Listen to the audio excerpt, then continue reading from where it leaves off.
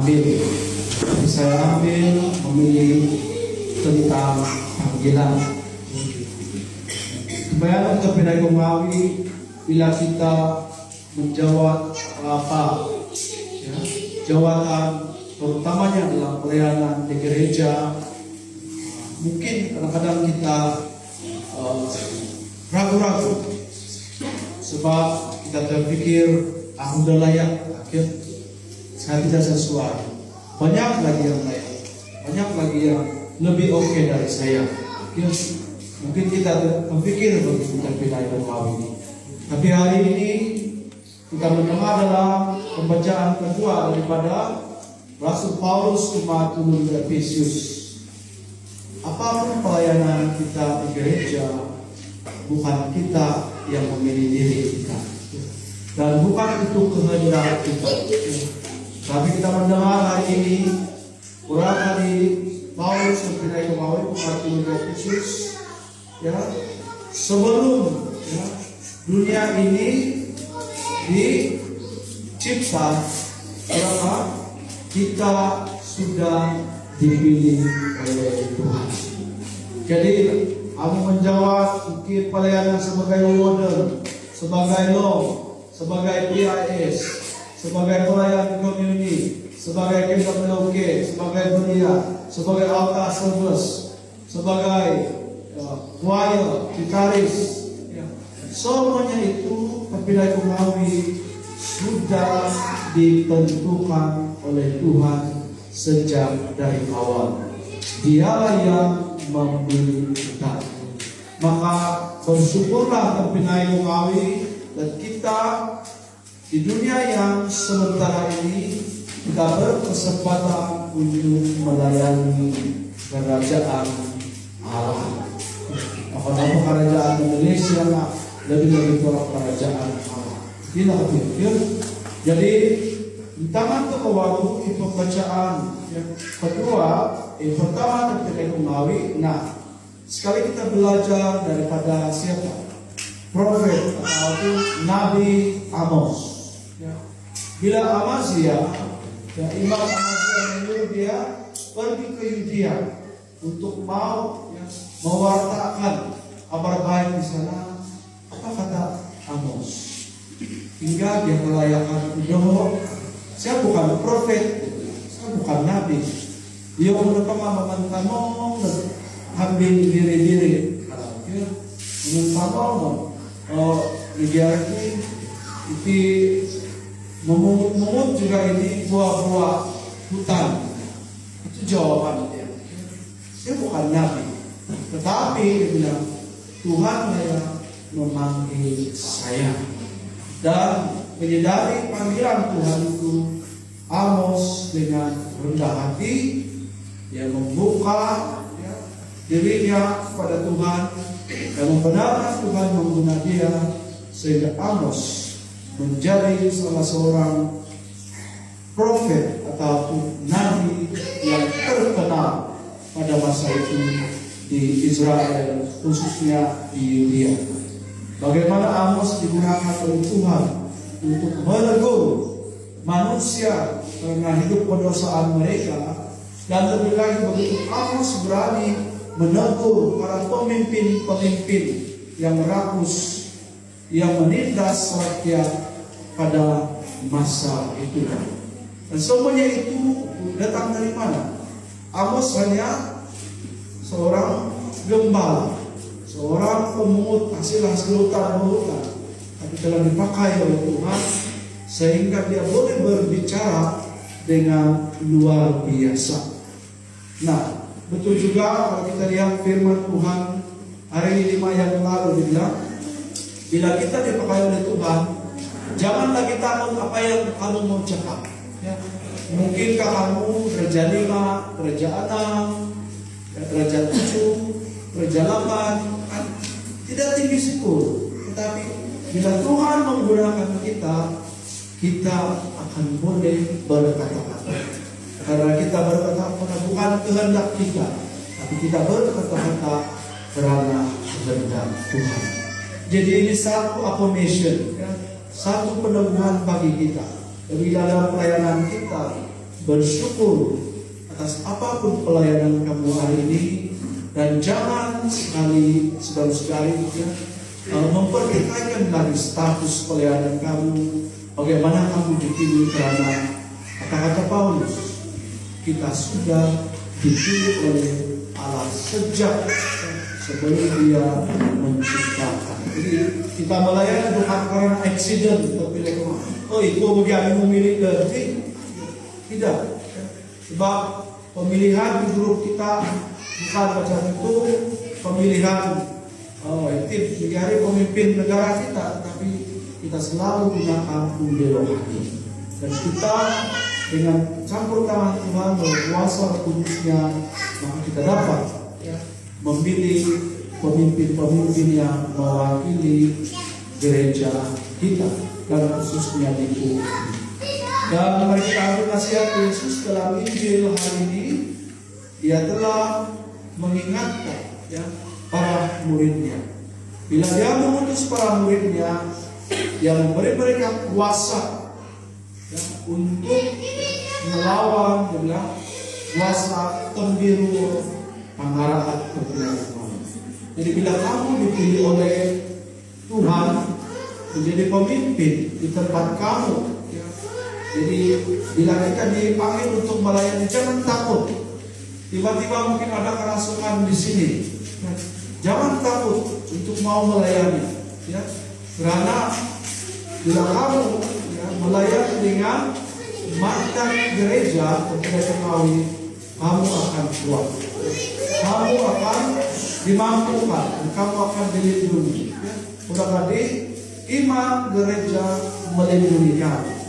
Tapi jangan sekali-sekali kau dirugani, kau pergi buat pengusiran salah di Kuala Munsok. Jangan. Kau tiada latihan di sana. Latihan kau di sini saja. Jadi jangan di paru-paru majelis sedih. Sebab begitulah pelayanan. Di mana kau dipanggil, diutus, kau ada spiritual authority di tempat itu. Jadi jangan pergi luar, kecuali kau mendapat mandat daripada padri paroki kamu.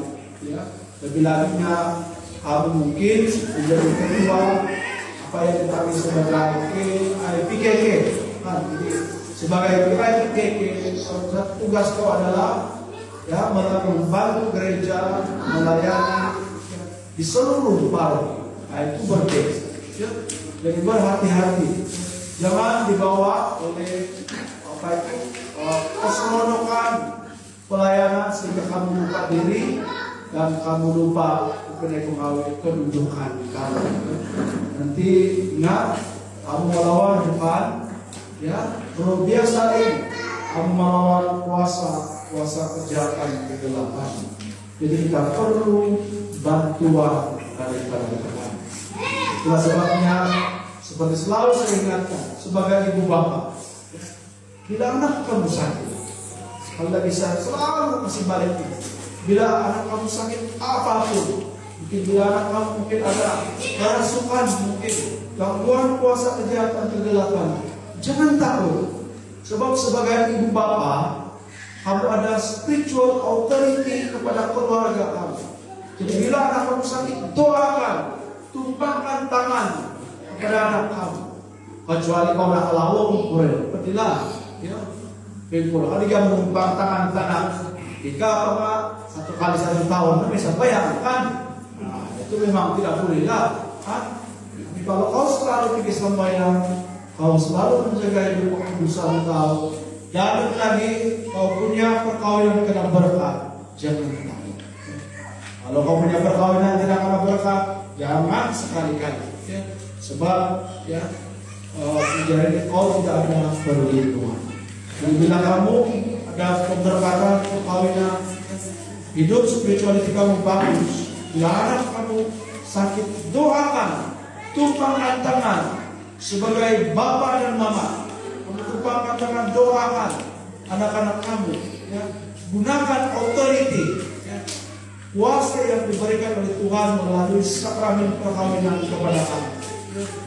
Bila kamu mendoakan, jangan dua hati. Tuhan saya hanya kepada Yesus kepada halau lah. Dia berkata dia, oh kalau begitu yakin,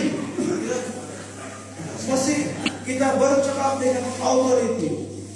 Tuhan kan panggil dengan kuasa Tuhan.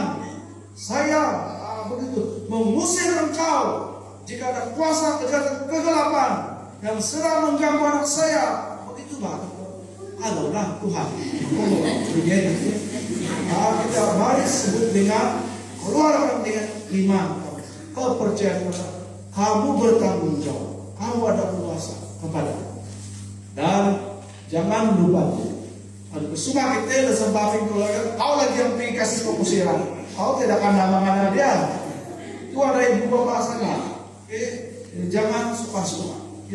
Bila kita bertemu dengan pengusiran, kecuali kau ada mandat. Jadi hari ini Yesus mengingatkan kita ada spiritual authority.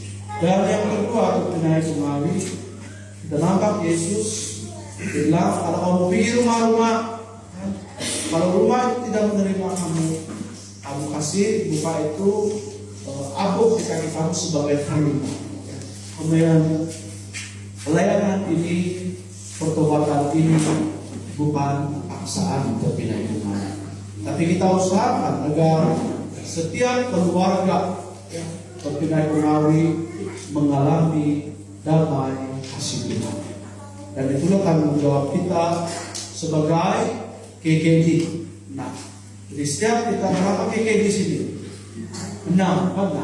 Sebagai KKD, setiap KKD ada dia punya EJKD. Dan itulah peranan kamu sebagai EJKD di KKD kamu.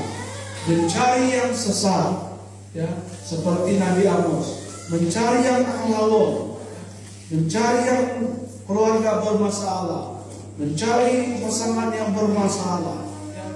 Itulah tujuannya. Kemarin kamu ada pergi itu MPC. Siapa yang ada pergi MPC kemarin? Apa itu MPC? Itu Malaysia Pastor Convention.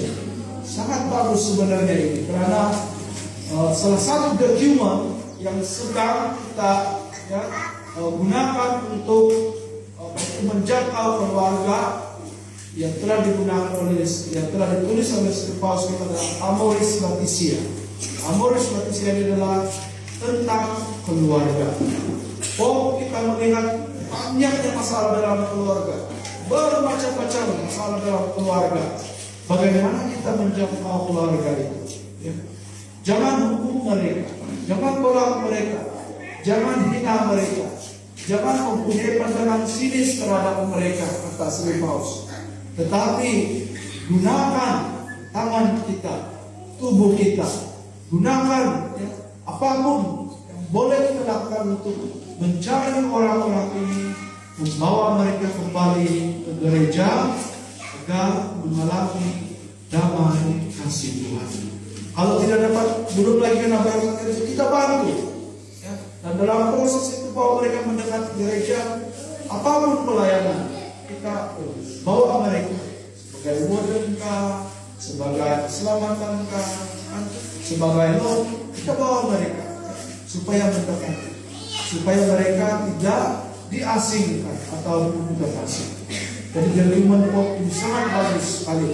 Jadi inilah menjadi salah satu modul kita untuk menjangkau keluarga Kristen saudara-saudari dalam misi penginjilan di dunia ini.